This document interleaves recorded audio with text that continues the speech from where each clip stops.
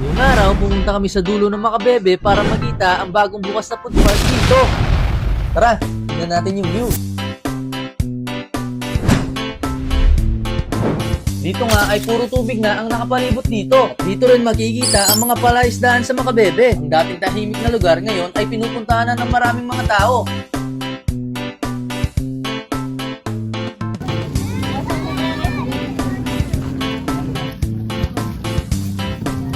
At kung gusto nyo pumunta dito, matatagpuan lang ito dito sa Barangay Gastuli.